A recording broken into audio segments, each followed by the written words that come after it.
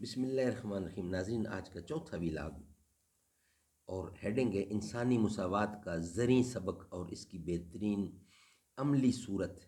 معارف القرآن جلد اول پیج 489 اور سورۃ البقرہ نمبر 2 قرآن کی دوسری آیت ہے، دوسری صورت ہے، اور اس کی آیت نمبر 203 اس کا ترجمہ، تشریح اور تفسیر آپ کے سامنے رکھ رہے ہیں۔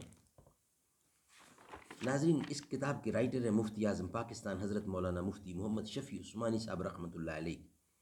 کتاب کا نام ہے معارف القرآن جلد اول۔ معارف القرآن جلد اول، سورۃ الفاتح سے لے کر سورۃ البقرہ پارہ اول تا پارہ تیسرا رکوع 8واں۔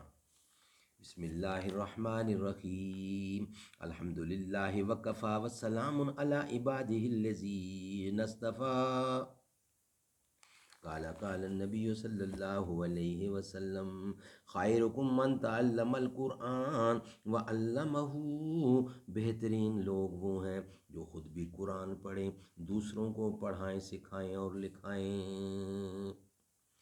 دنیا فانی سے بے خبر ہے، ابو بکر تو ابو بکر ہے، درویش بھی سالار بھی ہے، قرآن کہے یار غار بھی ہے۔ ابو بکر تو ابو بکر ہے، نبی اکرم کا ہم سفر ہے۔ انسانی مساوات کا زرعی سبق اور اس کی بہترین عملی صورت۔ اس ارشاد قرآنی سے اصول معاشرت کی ایک اہم بات یہ معلوم ہوئی کہ رہن سہن، قیام و مقام میں بڑوں کو چاہیے کہ چھوٹوں سے الگ ممتاز ہو کر نہ رہیں، بلکہ مل جل کر رہیں، کہ اس میں باہمی اخوت و ہمدردی اور محبت و تعلق پیدا ہوتا ہے، اور امیر و غریب کی تفریق مٹتی ہے، مزدور و سرمایہ دار کی جنگ ختم ہو جاتی ہے۔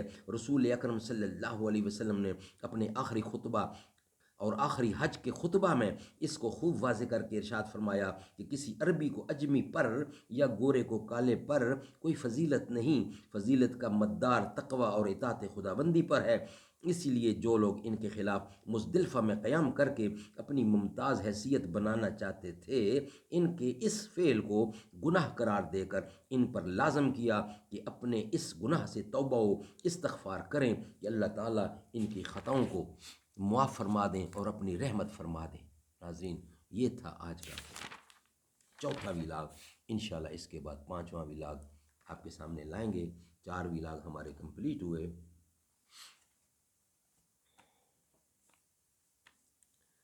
در نبی پر یہ عمر بیتے، ہو مجھ پہ لطف دوام ایسا۔ در نبی پر یہ عمر بیتے، ہو مجھ پہ لطف دوام ایسا۔ مدینے والے کہیں مقامی، ہو ان کے در پہ قیام ایسا۔ در نبی پر یہ عمر بیتے، ہو مجھ پہ لطف دوام ایسا۔ مدینے والے کہیں مقامی، ہو ان کے در پہ قیام ایسا۔ بلال تجھ پر نثار جاں ہوں کہ خود نبی نے تجھے بلایا۔ نصیب ہو تو نصیب ایسا، غلام ہو تو غلام ایسا۔